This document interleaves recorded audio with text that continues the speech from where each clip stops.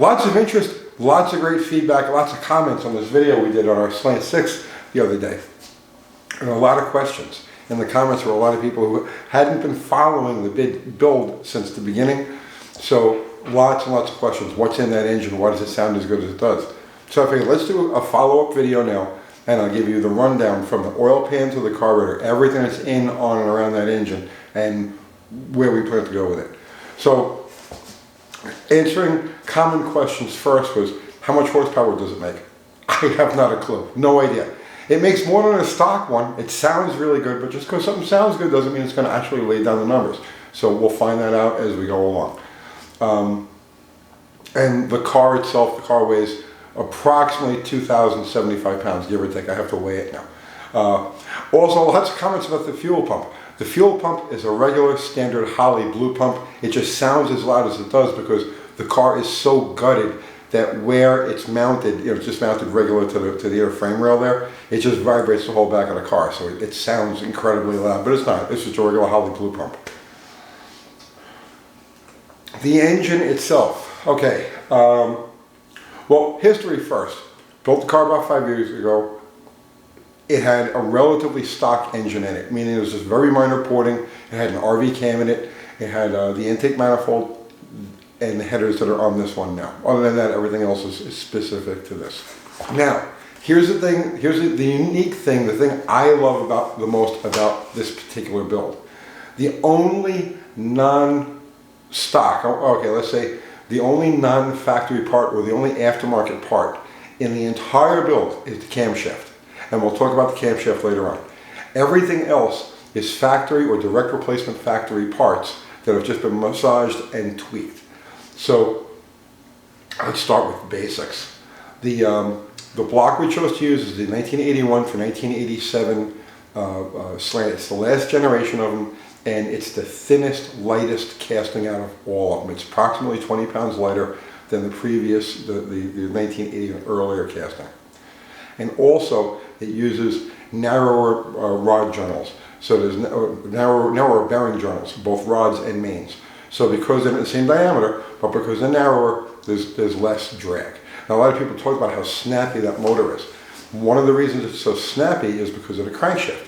The crankshaft is also that 1981 through 87 crank.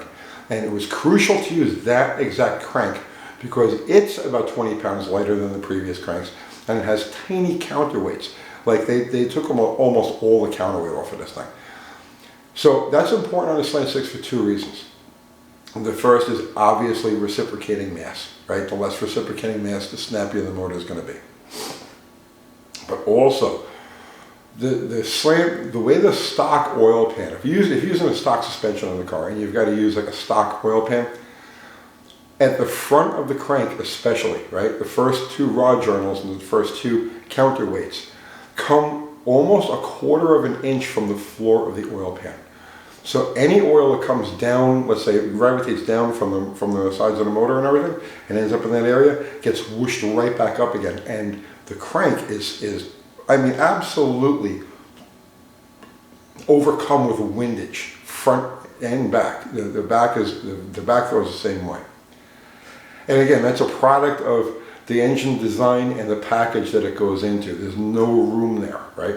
So the smaller counterweight crank reduces that amount of windage at the very front and the last throw also. Windage is another big deal. We spent a lot of time, did a whole video on the oil pan, the windage tray we built into the oil pan of this thing. So, and again, one of the reasons why it's so snappy is because it's not fighting a bunch of oil. What I did was took because there's no aftermarket, there's no windage tray available for the Slant 6. So what I did was I took a V8 windage tray and I cut it out, cut it all down, contoured it, welded it into the bottom of the stock Slant 6 oil pan, and then I also created a semi crank scraper that runs kind of front to back on the oil pan.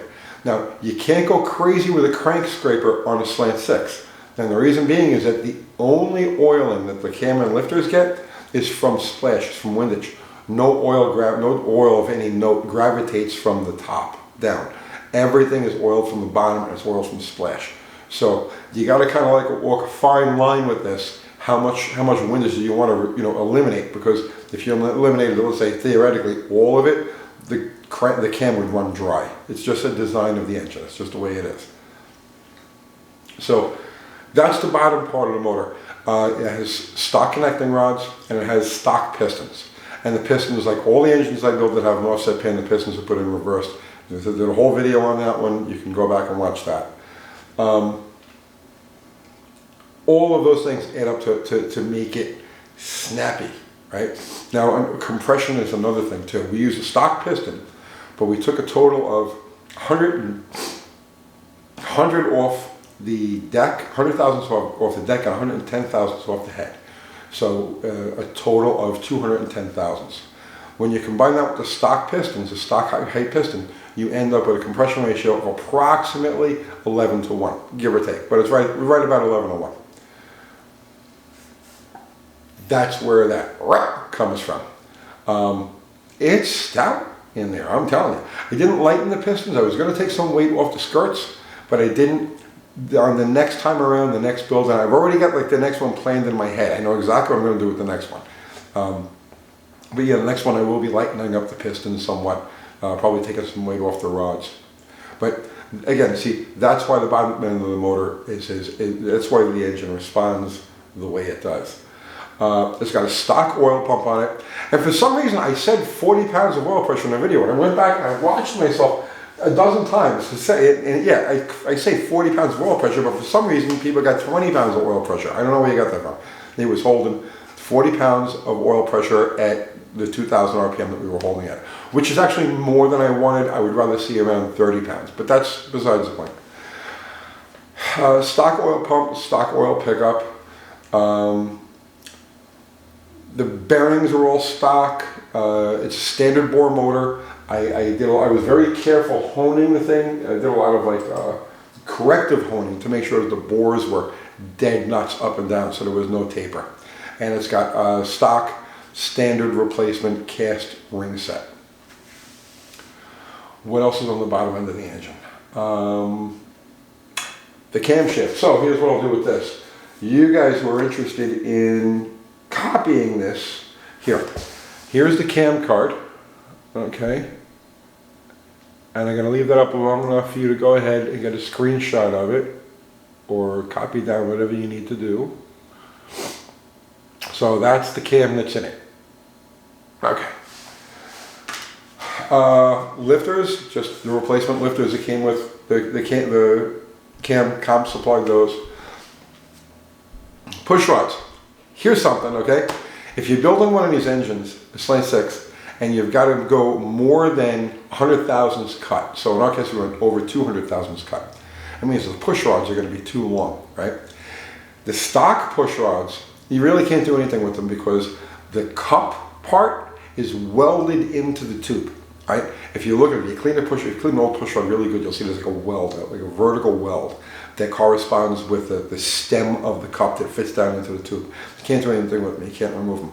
But if you go and you buy the $2 aftermarket replacement push rods for a Slant 6, they're the same configuration. They're a cup pressed into the tube, right? But there's no weld. So what I did was I got a set of cheap aftermarket $2 push rods. I heated the end of it just a dull red, slid the cup out, cut a 1/4 of an inch off, and then pressed the cups back in. So that's the push rods that are in there. Going with that is a set of stock 340, 360 valve springs. Just fresh, normal replacement valve springs for 340. And it's just a single wire spring with a damper. Way more than enough to do the job on this thing. By the way, going back to the block, nothing to do with making power, but for the purpose of this car, I did an extensive amount of grinding on this block to get weight out of it. I ground out about 15 pounds of metal, which you're already dealing with a thin, lightened casting from the factory. But any ounce of metal I could take out of this thing, I did. This side of the block, you could tap on the side of the block. It sounds like a tin can, right? But it's working. I didn't take anything from the saddles. I didn't take anything from the cylinder bores. I didn't take anything around the deck. So all of those surfaces, all of the important structural surfaces are intact. And I was very careful, if you're doing a Slant 6 and you're going to try lightening it, because weight really is a factor with these engines. They're 450 pounds as is. They're almost as much as a V8. Be very careful alongside the number 2 main saddle, because the webs for the number 2 main saddle are what hold the motor mount bosses in place. So be careful if you're going to work in that area. Timing chain is a single row timing chain. I use a single row because it takes less horsepower to turn. It's lighter than a double row timing chain. But it's just a regular replacement, like Cloy's or whatever brand I got at the auto parts store. That's what I threw in there. Okay, back to the cylinder head. Again, I did a lot of lightening on the head. The head is the earliest pre-peanut plug but hardened valves, or hardened valve seat. So the head is like 1972 to like 1975 is the head that we used. I'm not sure the exact casting number, but you can, if you're interested, you can find it on your own. But all of the heads basically have the same configuration. I could have used the peanut plug head, but the peanut plug head is slightly heavier. I weighed the peanut plug and I weighed the head that we used. It was that simple. It was which head is lighter. That's what I'm going to use. So the dual tube head was like a pound lighter. So that's what we used. And again, I ground on that thing. Aside from the porting, I'll talk about the porting in a second. I don't even remember how much weight. If you watch one of the older videos, and Uncle Kathy will make a playlist that has all of those videos, I weighed the head before and after, so we got a substantial amount of metal out of it. The porting, I spent a ton of time porting on this thing. Lots around the bowl. I went as big as you could go with the design limitations of the head. There's a water jacket that runs down along the bottom of the intake, along the whole row there, but the intake ports come right down on top of it. There's actually a lump in the intake port for that water passage. So I went as far as I could in every direction, spent a lot of time on the bowls, spent a lot of time narrowing where the valve guide comes through. I mean, a lot of time, a lot of time, right? That's the thing. See, this engine, it's made up of all stock parts, but every single bit of it has been massaged, tweaked, lightened. I mean, it's all been worked. It's the most exotic, unexotic engine I think I might have ever built. Valves, stock size valves. I did toy with the idea of going with oversized valves. But I'm telling you, I'm so concerned about making bottom mid-range and bottom end power with this thing that I felt maintaining the velocity with the smaller valve was more important. But the valves have been back-faced like crazy, and each of the edges have been contoured, differently intake or exhaust. But each of the valves is optimized for the purpose that's there. Rockers are stock rockers. The cam card called for 16 thousandths lash, so that's what we have in there. The headers are the hooker long tube headers for Slant 6. They only come in one configuration for long tube headers. There's a couple different companies that make short tube headers, but for this application, the only thing that'll work is long tube. And they have 3-inch collectors, and we're going to leave. It's a drag car, so I won't get the exhaust system beyond what's on there already. I may have to tune the length of the collectors. I'm not sure yet. But after we run the car, we'll do that whole grease pencil trick on it and see where the heat. We'll do a whole video on that. What else? The intake manifold is it's an Offenhauser single 4-barrel intake manifold. Just cleaned up the porting on it. There's several different intake manifolds I want to try. I didn't go crazy on this one. The only thing I did with it was, like I said, I clean up the ports. More or less gasket match them, and I built an adapter to add plenum and also to mount the carburetor north-south instead of east-west. The carburetor that's on it now is the 750 vacuum secondary that was on Bottle Rocket before we swapped to the 850 there. Because we needed a mechanical secondary carburetor on that thing. It's a stick, and this being an automatic, 750 vacuum secondary is absolutely perfect for it. You can hear how crisp the thing is. I don't think you can find a better throttle responding carburetor for that application than what we've got on there now. But I'm open to trying other ones as we go through the process of learning and sorting this car. What else is there? A couple of people have mentioned the velocity stack. Yeah, it's an old velocity stack, and I've got a cane edge stub stack in there also. The stub stack just kind of like molds everything. It looks like it'll make power. It certainly looks pretty on top of the motor, and that's good enough for me. The wires are 7mm axle, spiral core, solid spiral core wires. Distributor is the stock single point distributor. It's got a regular set of the regular replacement stock single points in them. I don't know what the gap is. I gapped them for dwell. It's got 40 degrees of dwell, and the timing is locked out. It's set at 28 degrees, locked out at 28 degrees. We'll mess around one way or the other, find what the optimum is, but I figure that's a good starting point. And slants, because of the small bore, don't like a lot of advance. So 28 is probably going to be about optimum. What else is there? I'm trying to think if I left anything out. Did it? Well, yeah, from the top. I've got the cheap Chinesium valve cover on there because I had a chrome valve cover on it, but it was an older school chrome valve cover, and it weighed 1.5 pounds more than the Chinesium one, so that's the one that went on there. Oh, a lot of you guys were talking about the fan, right? Now get the fan off of there, you're robbing horsepower, you're throwing horsepower away. No, listen, right? That's actually a strategically engineered piece that I came up with when we had the last motor in there, right? Now remember this, it's a drag car, we don't have an alternator on it. Right? So all it is just the two pulleys, the crank pulley and the water pump pulley. I have a belt on there that's loose. And when I say loose, I mean loose. It's not loose enough to jump off because there's a very short distance between the pulleys. So it won't jump off.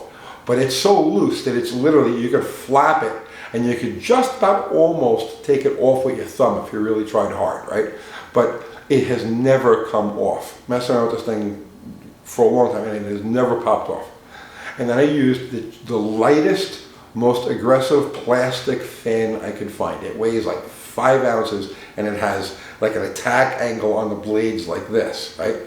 Normally it's a horsepower robbery. You say, no, this thing's no good, right? You forget about it. No, it's perfect. Okay, here's why, right?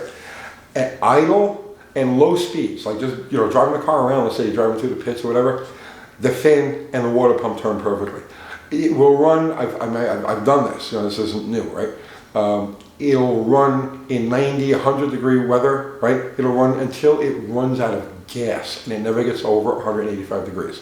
Because at that low speed, low drag, low resistance, the fan is moving tons of air, the water pump is moving tons of water. But as soon as you open the throttle and there's any sort of resistance, the fan stops the action, right? So basically for the time that you're on it, you don't have no water pump drag, there's no fan drag. Yeah, you can put an electric water pump and an electric fan on there, but there's 2 electric motors that you have to be driving, and there's all that extra wiring and whatnot that goes along with it, plus weight and complication.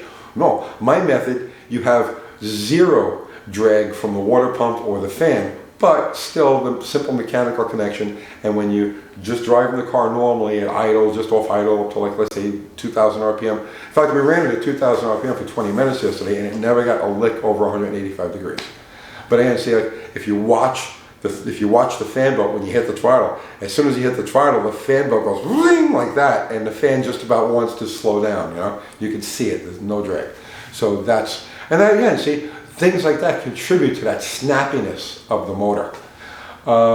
In the motor, for the brake-in, I used a zinc additive, two cans of a zinc additive, and there's a gallon of shell rotella in there.